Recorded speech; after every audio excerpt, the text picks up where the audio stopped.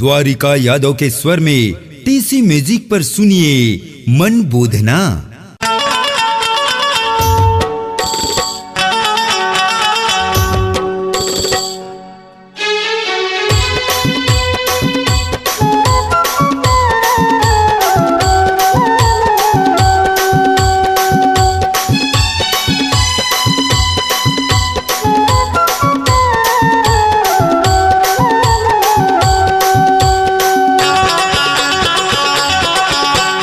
गेहूं की रोटी ला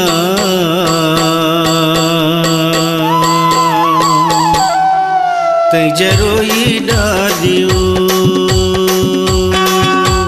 गेहूं की रोटी ला तै जरोई डालियो।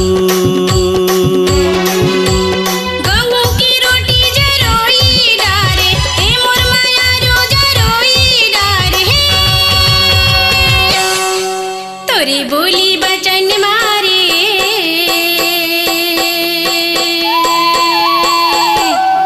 ए हरोई डारना,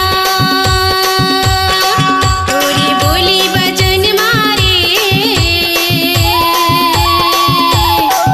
ए हरोई डारना।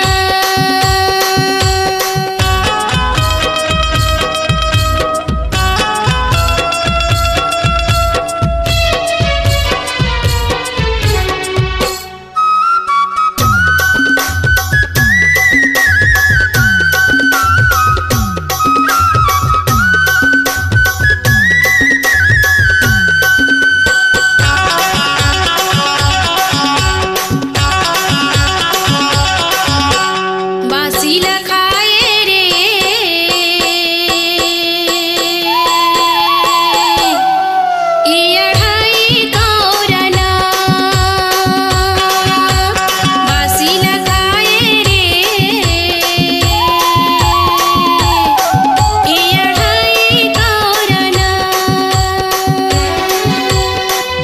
लखाए अढ़ाई कौरा ए मोर मायारू अढ़ाई कौरा, तोला बैठिल बलाए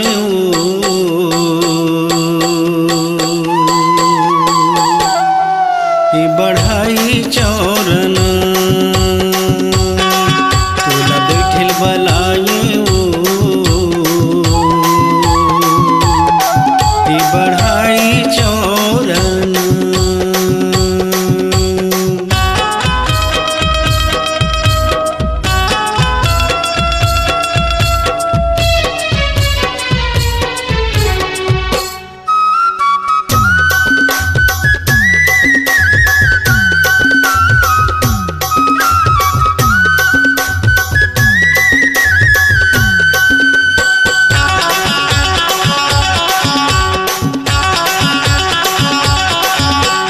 करिया रेलू गिराऊ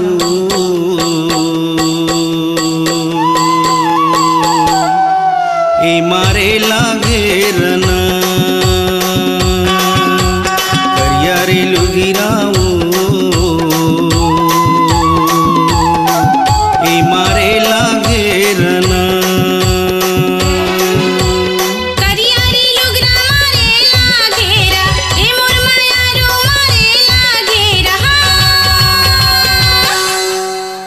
गजबे जगोरे रे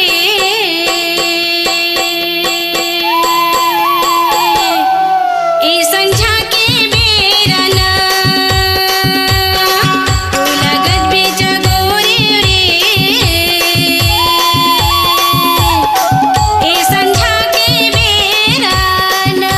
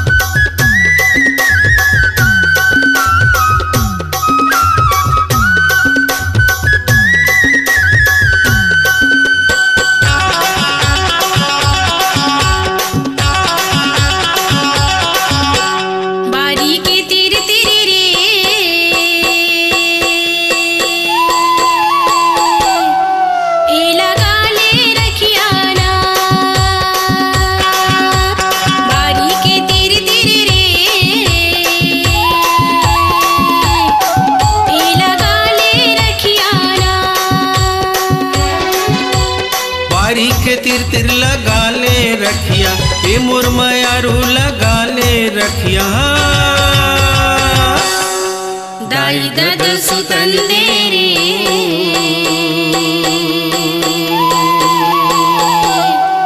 ಈ ಭಗಪುರ ತಿಹಾನ ದಾಯಿ ದದಸು ತಂದೇರಿ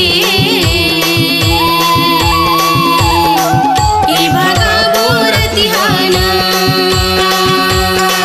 ಈ ಭಗಪುರ ತಿಹಾನ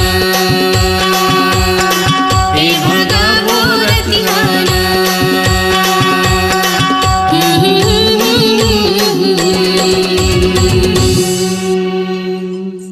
अपनी आवाज को दीजिए एक नया मुकाम। डिजिटल रिकॉर्डिंग की दुनिया का जाना पहचाना नाम स्वरांजलि, जहां गूंजती हैं ध्वनियां अपनी माटी की सौंधी सुगंध के साथ। छत्तीसगढ़ी संगीत के विविध रंग जो पहुंचाते हैं पूरे प्रदेश में डिजिटल रिकॉर्डिंग के संग। स्वरांजलि स्टूडियो नेमी चंद गली नंबर 2, गंजपारा, रायपुर।